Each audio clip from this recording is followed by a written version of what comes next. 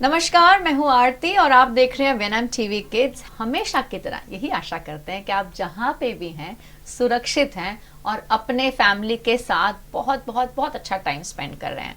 No doubt मैं आपकी उलझन थोड़ी तो मैं समझ सकती हूँ कि बीइंग अ पेरेंट ये समय ऐसा है जहाँ आप अपने बच्चे के नई एजुकेशन जर्नी को लेके चिंतित हैं। और वो पेरेंट्स कौन से हैं? जो प्री स्कूल के लिए जो बच्चे अब अपनी एजुकेशन जर्नी स्टार्ट करने वाले हैं। ये समय उसमें आई थिंक कहीं ना कहीं दुविधा वाला होता है। बच्चे को कहाँ रखा जाए, किस तरह का बोर्ड का सिलेक्शन किया जाए, छोटी स्कूल में जाना है, बड़ी स्कूल में जाना है, कहाँ हमारी डेवलपमेंटल नीड्स फुलफिल की जाएंगी, हमारी खुद की जो वर्क एथिक्स है, हमारे फैमिली वैल्यूज है, वो कौन से स्कूल की फिलॉसफी के साथ मिलता जुलता है। तो ये सारे प्रश्न एज पेरेंट्स दिमाग में चलते हैं और इसमें आता है NEP यानी कि नेशनल एजुकेशन पॉलिसी, जो आजकल बहुत ज़्यादा चर्चा में है। और हम सभी जानते हैं कि ये पॉलिसी में इतने ब्यूटीफुल चेंजेस किए गए हैं। और सबसे बड़ी बात कि फाउंडेशन ईयर्स को इस पॉलिसी का यानी कि एजुकेशन सिस्टम का भाग बनाया गया है, उसके अंदर उसे मर्ज किया गया है और बहुत बढ़िया काम हो रहा है इस पॉलिसी को लेकर। धीरे धीरे इसमें प्रोग्रेस हो रहा है। लेकिन हाँ, जब हम पेरेंट्स की बात करते हैं तो आजकल जब हम एडमिशन के लिए जाते हैं तो आप सुनते होंगे कि एज क्राइटेरिया NEP के हिसाब से ऐसा है, बच्चा आपका छोटा है, 2 महीने नहीं है, मतलब वो प्लस माइनस आप चीज़ें सुनते हैं। लेकिन NEP की सबसे इम्पॉर्टेंट एक और जो उसमें बात जो चर्चा की गई है वो है बच्चों को, यानी कि स्पेशली जो फाउंडेशन ईयर्स है वहाँ पर बच्चों को उनकी मदर टंग के द्वारा पढ़ाया जाए। तो आज हम इसी पे चर्चा करेंगे और इस पे आज चर्चा करने के लिए मेरे साथ मेरे फेवरेट, आप सबके फेवरेट एक्सपर्ट मौजूद हैं। तो चलिए मुलाकात करते हैं डॉक्टर जिगीषा शास्त्री से। मैम, आपका बहुत बहुत स्वागत है। Thank you Aarti, thank you so much. जिगीषा मैम को देख के जितने खुश मैं हूँ, आई एम श्योर आप भी हैं, क्योंकि उस तरफ उनके उतने ही फैंस जितने इस ओर बैठे हुए हैं। तो मैम को जरूर मैं आप सभी के लिए इंट्रोड्यूस करना चाहूंगी। हालांकि कोई इंट्रोडक्शन की ज़रूरत नहीं है, बट मैम जो है ये एक्सपर्ट हैं in the field of early education. और मैम लगभग 35 वर्षों से और शायद उससे ज़्यादा इस फील्ड में अपना योगदान दे चुके हैं और आगे भी करते जा रहे हैं। Ma'am Azim Premji foundation and university के साथ एसोसिएटेड हैं 2013 से और इसी फील्ड में यानी कि अर्ली इयर्स में अपना योगदान दे रहे हैं। तो मैम आपका बहुत बहुत शुक्रिया आज हमें अपना समय देने के लिए और एक बार फिर से हमसे और हमारी ऑडियंस के साथ जुड़ने के लिए। Thank you so much Aarti, pleasure to be here. और मदर टंग के बारे में आई थिंक आपसे बेहतर इस टॉपिक पे और कोई बात नहीं कर सकता, क्योंकि मुझे पता है कि मैम जब भी जाते हैं कहीं पे भी कोई भी प्लेटफॉर्म पे तो वो लिटरेसी को बहुत इंपॉर्टेंस देते हैं। और जहां बात आती है आंगनवाड़ी की, क्योंकि वो शायद मैम के बहुत करीब है और मैम ने बहुत साल उनके साथ काम किया है, तो जो गुजराती गीत है, संगीत है, कल्चर है, उसके बारे में मैम बहुत ही जब बात करती है ना तो उनके फेस पर अलग ही खुशी दिखती है। तो आज हम उसी पे चर्चा करेंगे। मैम सबसे पहला प्रश्न मेरा आपसे ये है, बच्चे की जो प्रारंभिक शिक्षा में मातृभाषा की क्या वैल्यू है, उसकी क्या इम्पोर्टेंस है? और अगर हम ये कहें कि अंग्रेजी अगर हम एज अ प्राथमिक भाषा का वपराश करते हैं तो बच्चे की जो कॉग्निटिव डेवलपमेंट है क्या उसके ऊपर कोई प्रभाव पड़ता है या नहीं? भाषा एज यू नो कि बहुत इम्पोर्टेंट है, खास करके सीखने के लिए, राइट। भाषा, जब बात भाषा की आती है तो हम 2 चीज़ों पे ध्यान देते हैं, बोलना और सुनना। बेसिकली बोल के सुन के कम्युनिकेशन एस्टैब्लिश करते हैं। पर भाषा एक ऐसा माध्यम है जो सिर्फ कम्युनिकेशन नहीं, भाषा बहुत भावनात्मकता से भी जुड़ा हुआ है। बच्चे के इमोशंस, बच्चे के जो बॉन्ड्स बनते हैं मदर के साथ, फादर के साथ, दादा दादी के साथ, भाई बहन के साथ, और बढ़ते रहते हैं। तो वो सब बनते हैं, शुरुआत होता है, उसका एक बहुत बड़ा माध्यम है तो भाषा है। तो ये भाषा जो बच्चा अपनी माँ के साथ बोलता है या कम्युनिकेट करता है, जहाँ से माँ अपना प्यार जताती है बच्चे को, पापा अपना प्यार जताते हैं, या बच्चा अपना प्यार एंड अफेक्शन अपने दादा दादी मम्मा पापा से को जताता है, वो है घर पे बोली हुई भाषा, मातृभाषा। तो मातृभाषा सिर्फ कम्युनिकेशन न हो के एक भावनात्मकता, प्यार का जुड़ाव भी बन जाती है। तो ये एक बहुत इम्पॉर्टेंट बात हमें जाननी है। दूसरी कि ये सोचो, बच्चा जब हमारा स्कूल में आता है, खास करके जब हम अर्ली इयर्स की बात करते हैं, 3 साल में बच्चा अभी लगभग स्कूल में आता है, तो कितने सारे अनुभव लेके आता है, अपने वातावरण को जान के आता है। तो ये वातावरण को जानना, ये अनुभव मिलना, ये कौन से माध्यम में होता है? तो अपनी बोली हुई, घर की बोली हुई भाषा में, मातृभाषा में होता है। तो ऑलरेडी जब बच्चा 3 साल का आता है तो कितनी सारी संकल्पनाएं, ये इसको पेड़ कहते हैं, तो सपोज वो इंग्लिश मीडियम स्कूल में गया, पर वो पहले से बच्चा ट्री नहीं जानता, पर पेड़ जानता है, पेड़ क्या है। चींची चिड़िया जानता है, स्पैरो नहीं जानता। ऐसी तो कितनी सारी चीजें हैं जो बच्चा समझ के ये स्कूल में आता है। तो ये मातृभाषा में इफ बच्चे को बेसिक एजुकेशन मिले, तो इमेजिन वो बच्चा कितना पहले से ही एक आगे कदम बढ़ा के उसका डेवलपमेंट शुरू हो जाएगा, उसका समझ शुरू हो जाएगा। और इसलिए मातृभाषा खास करके अर्ली इयर्स में बहुत महत्व रखती है। सेकंड, बच्चा जब स्कूल में आता है तो कितना बच्चे को कुछ कहना है, नई जगह पे आया है, डरता है, डरती है, कोई इच्छा है, ये शिक्षक को बतानी है या किसी को भी बतानी है, तो बच्चा कौन सी भाषा में करेगा? वही भाषा जो बच्चा जानता है, वही भाषा जो घर पे बोली हुई है, मातृभाषा है। तो ये मातृभाषा ये सब कारणों की वजह से बहुत इम्पोर्टेंट बन जाती है अर्ली इयर्स के लिए, खास करके। जहां तक आपका दूसरा सवाल जुड़ा हुआ था इंग्लिश की उससे, तो जो बच्चे की थ्योरी ये बताती है कि जो बच्चे की मातृभाषा समृद्ध होगी, जिसका शब्द भंडार ज्यादा होगा, तो डेफिनेटली वो बच्चा जो एक कॉन्फिडेंट बच्चा है, कम्युनिकेट कर सकता है, जिसकी संकल्पनाएं बन गई है, फंडामेंटल बेस बन गया है, तो नई भाषा उस भाषा के बेस पे बच्चा सीखेगा।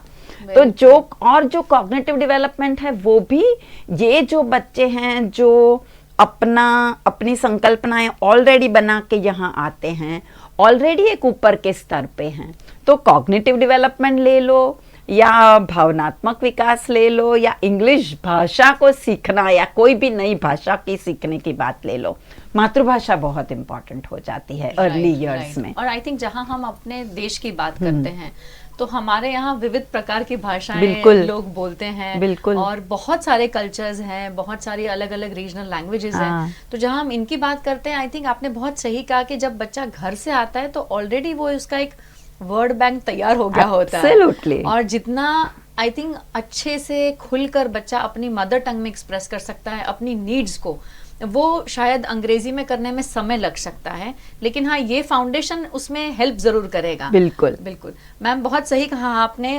आगे बढ़ेंगे मैम और आपसे जानना चाहेंगे कि आजकल आप भी जानते हैं और मैं भी जानती हूँ कि हाँ हमने अंग्रेजी को बहुत खुले हाथों से अपने अंदर समावेश करने की कोशिश कर रहे हैं, और हम ज़्यादातर आजकल देखते हैं कि पेरेंट्स जो हैं वो अपनी रूटीन लाइफ में, डेली रूटीन में बच्चों के साथ अंग्रेजी में बातचीत करने की कोशिश करते हैं, और वो ये भी कहते हैं कि स्कूल्स में भी कई बार आके बोलते हैं कि नहीं आप भी दबाव डालें बच्चों को अंग्रेजी ज़्यादा बोलने के लिए, उनको कहें। लेकिन इसके साथ साथ क्या आपको ऐसा नहीं लगता कि ये दबाव के वजह से बच्चा जो अपनी रीजनल लैंग्वेज है उससे थोड़ा दूर भी हो जाता है? और साथ ही अगर मैं बात करूं कि उनका जो भाषाई विकास है या अगर अपनी संस्कृति के साथ का जो जुड़ाव है, क्या आपको लगता है कि उस पर भी असर पड़ता है? तो पहले तो मैं क्वालिटी की बात करूंगी। जी मैम। जो पेरेंट अपने आप इंग्लिश में फ्लुएंट नहीं है, जो अच्छी तरह इंग्लिश बोल नहीं सकते या बोल सकते हैं पर घर के रोजिंदे लाइफस्टाइल में अंग्रेजी शब्द आ सकते हैं पर भाषा मेरी अंग्रेजी नहीं आती है ना, तो वो जब कृत्रिम तरीके से आर्टिफिशियल इंग्लिश को लाते हैं तो न इंग्लिश ठीक से बोल पाते हैं और न अपनी मातृभाषा ठीक से बोल पाते हैं। कोई भी मातृभाषा हो, गुजराती हो, हिंदी हो, तमिल हो, तेलुगु हो, कोई भी भाषा हो, राइट।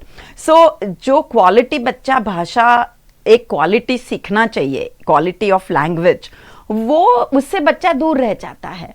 बिकॉज जो मेरी अपनी भाषा है, जिसकी समृद्धि है, जिसके एक तरह के फ्रेजेस है बोलने के, वो सबसे बच्चा वंचित रह जाता है।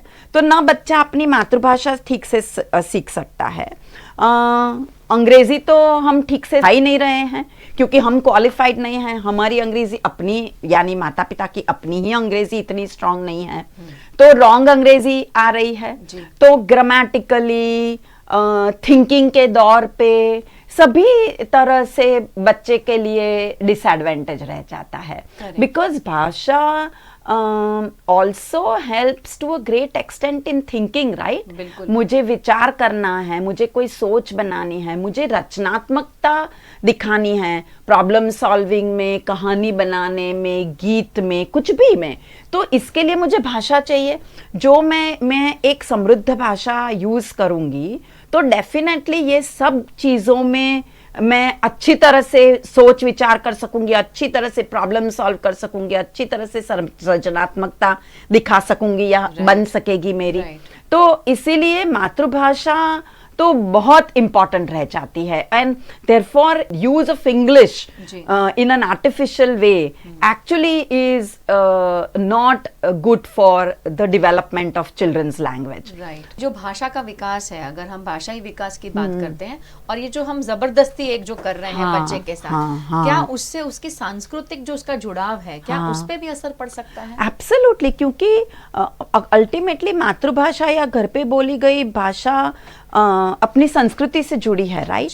मेरी छोटे बच्चे के लिए देखें तो मेरे घर के रीत रिवाज, हमारा पहनावा, इवन सिंपल थिंग लाइक खाना, right? I will give you मेरा एग्जांपल दूं तो गुजराती में जो व्हीट ब्रेड अलग अलग, हमारे सब इंडिया में अलग अलग तरह की अपनी व्हीट ब्रेड्स बनती है, रोटी बनती है, पराठा बनता है, नान बनती है, राइट? तो गुजराती में भाखरी बनती है, राइट? जो भाखरी बनती है, वो जब भी मैं वो भाखरी वर्ड सुनती हूँ तो मुझे मेरी ही मम्मा की बनी हुई वो एक स्पेशल भाखरी थी वही याद आती है, राइट? तो संकल्पना आती है, उसके साथ बना हुआ प्रोसेस याद आता है, उसके साथ बनी हुई इमोशंस जुड़ती है, वो याद आती है। तो ये तो संस्कृति है ना। यही मेरे एक फैमिली के साथ का लगाव, मेरे पेरेंट के साथ, अभी इतनी बड़ी मैं हो गई हूँ तो भी मुझे वो याद आता है। तो for a young child all this becomes so important. This is day to day routine. उसके साथ देख लो, छोटा बच्चा बॉर्न होता है और रीत रिवाज में हम गाने गाते हैं, ललबाइज गाते हैं, हलड़ा लोरी गाते हैं, और वो लोरी के शब्द, लोरी के मीनिंग, कहानियां जो ग्रैंड मदर्स, दादी सुनाती है या कोई भी सुनाती है, बुआ, मौसी, मम्मी, कोई भी, सब कहानियां भी अपनी भाषा में जुड़ी हुई है, अपने कल्चर के बारे में बात कर रही है। तो कितना दूर हम ले जा रहे हैं बच्चे को अपनी कल्चर से।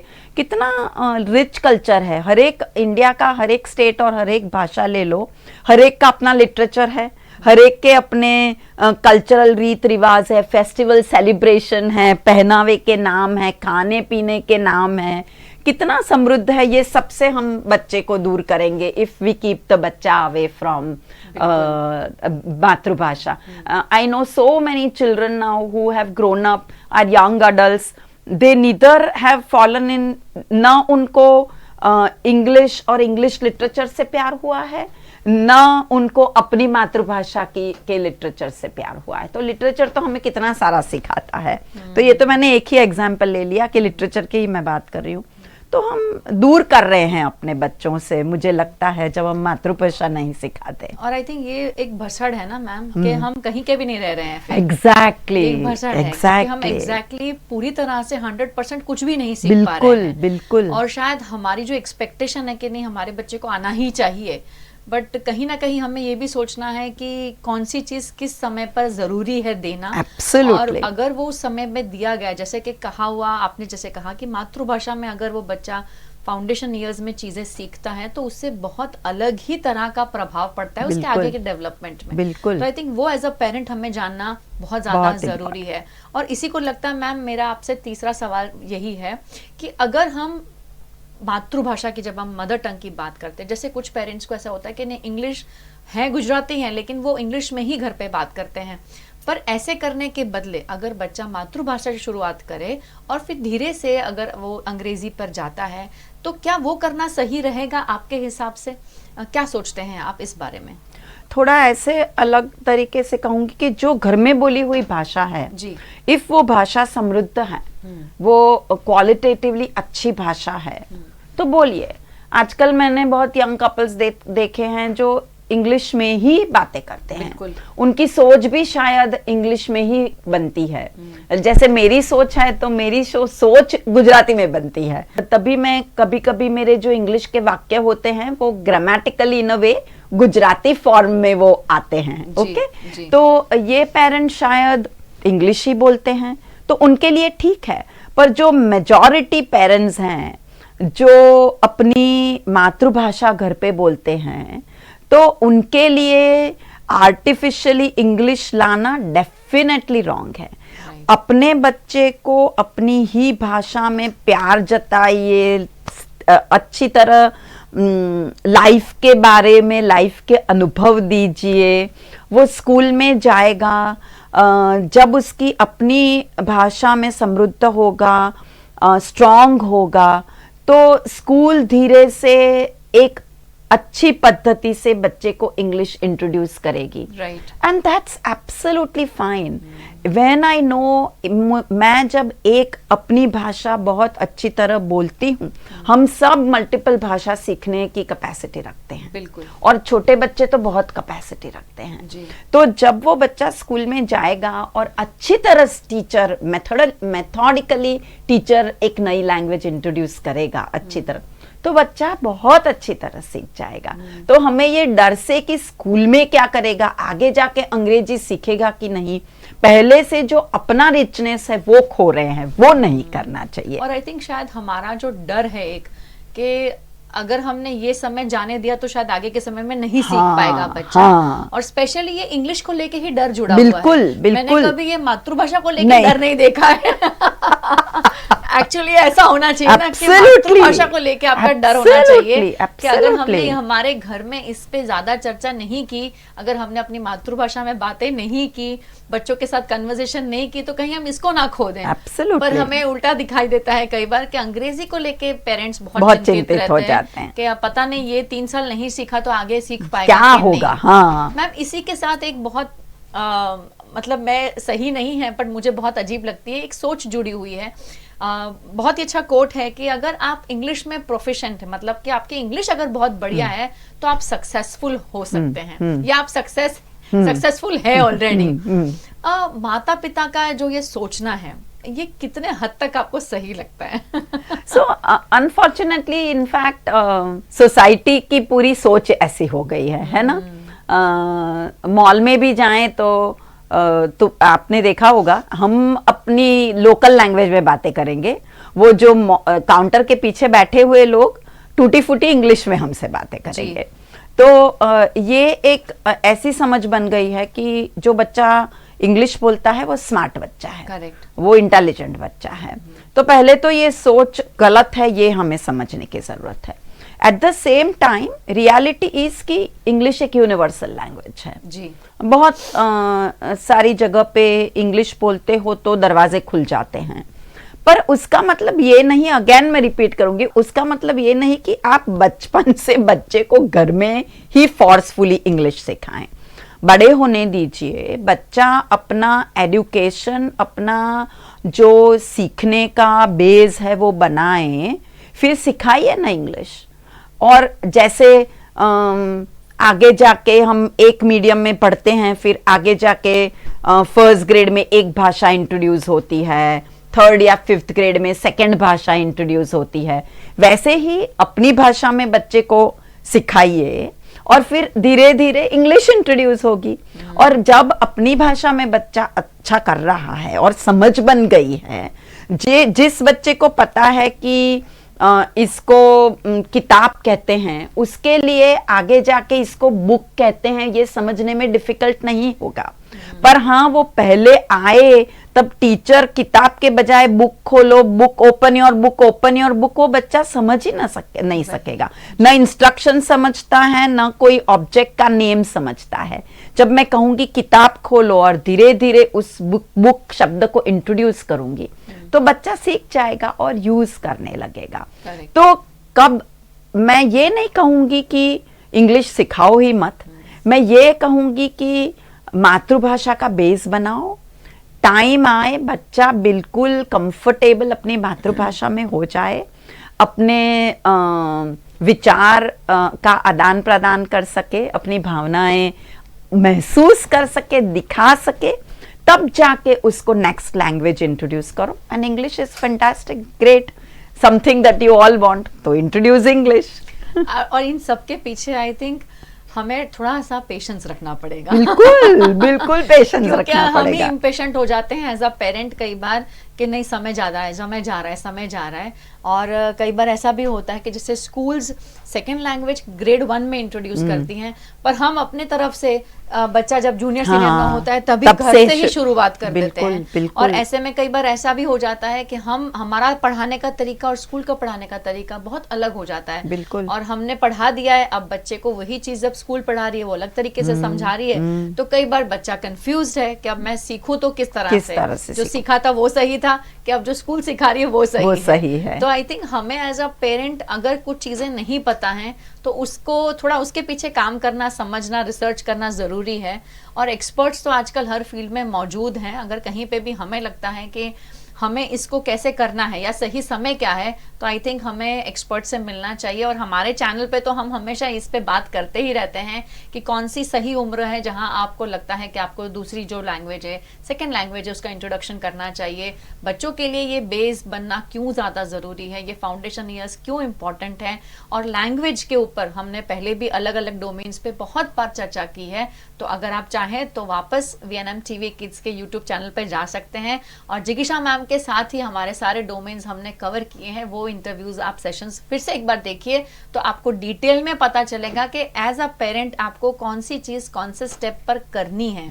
और सही मायने में अगर मैं आपसे कहूं कि अगर चीजें सही समय पे हम इंट्रोड्यूस करते हैं, आप ऑटोमेटिकली बच्चे में इतना अच्छा पॉजिटिव चेंज देखेंगे, उसके डेवलपमेंट में इतना अच्छा आप पॉजिटिव ग्रोथ देखेंगे, आप खुद ही इतने खुश होंगे कि आपको फिर कहीं और देखने की या कहीं जाने की जरूरत ही नहीं है।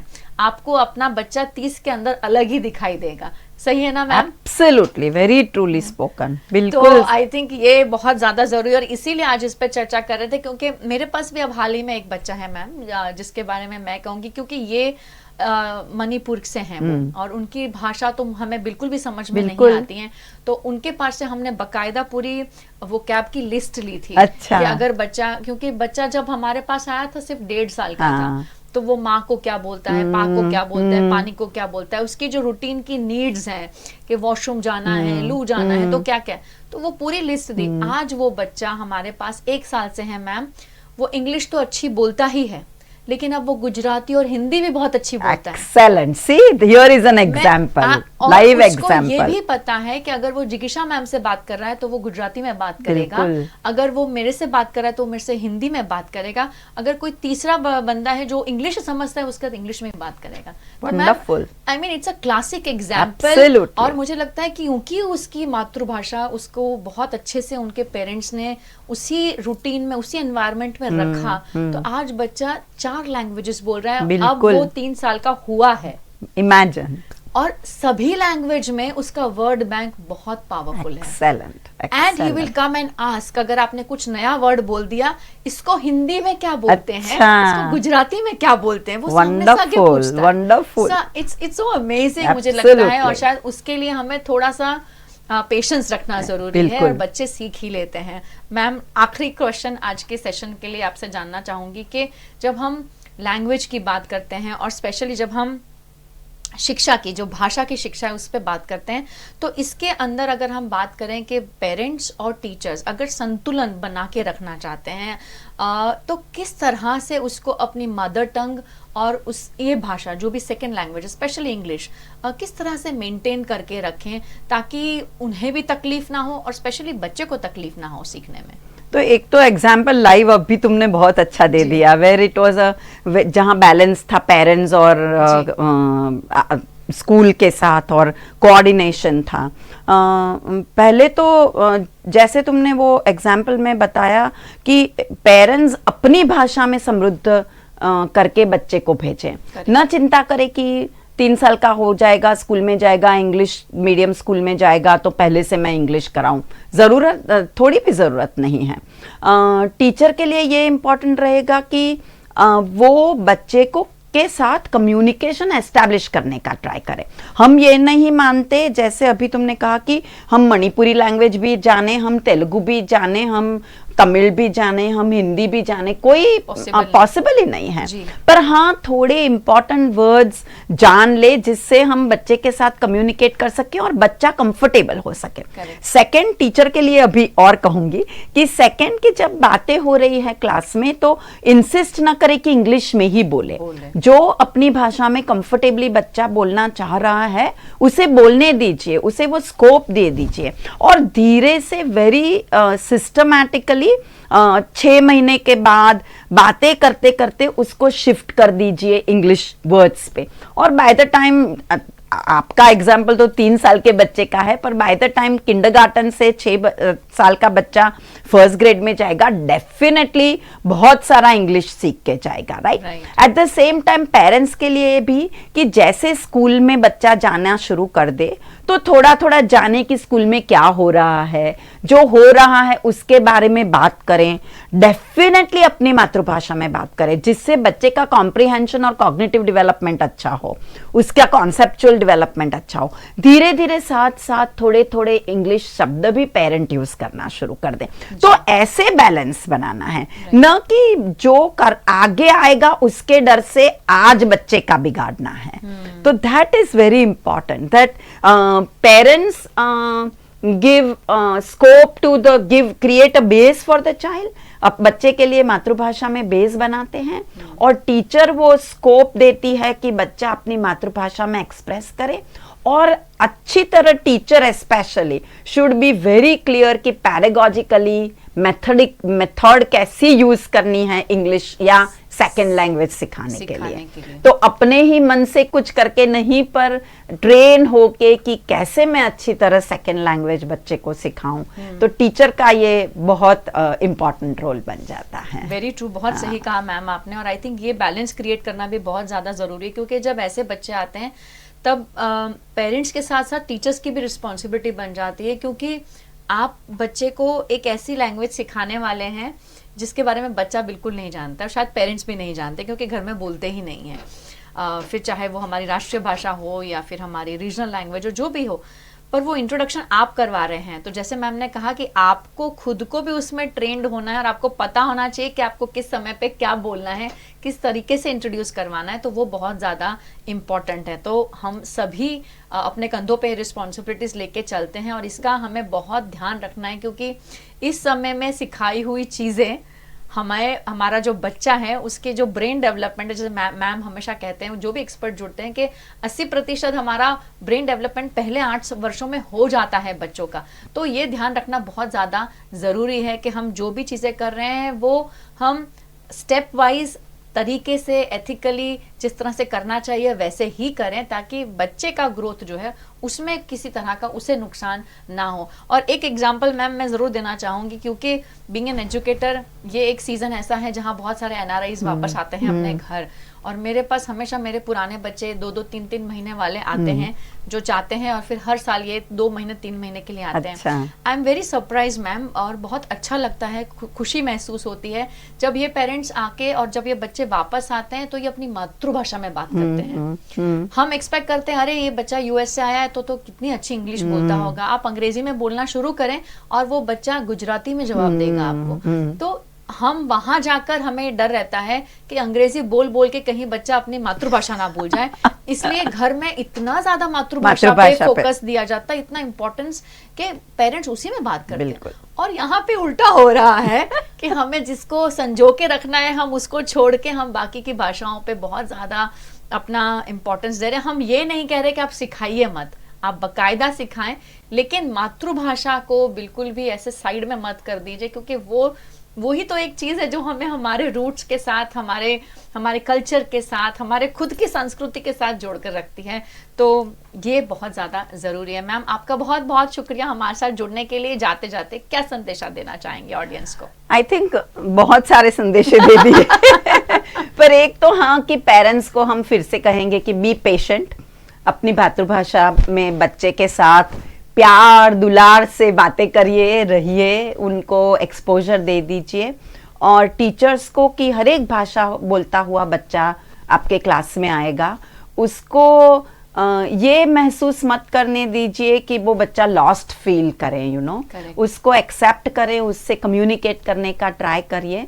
और हाँ, बच्चे बड़े होते होते डिफरेंट लैंग्वेजेस सीख जाएंगे, इतना टेंशन मत करिए, एंजॉय करिए बच्चे का चाइल्डहुड। बिल्कुल सही बात है। आई थिंक ये सबसे बड़ी बात कही मैम ने कि इतना स्ट्रेस मत लीजिए, क्योंकि उस स्ट्रेस के चक्कर में, कुछ और के चक्कर में हम हमारे बच्चों के साथ का जो रूटीन कन्वर्सेशन है ना, शायद वो भी खो देते हैं, क्योंकि हम ये चिंता में रहते हैं कि इंग्लिश बोले, गुजराती बोले, हिंदी बोले, इंग्लिश बोले, गुजराती बोले, हिंदी बोले।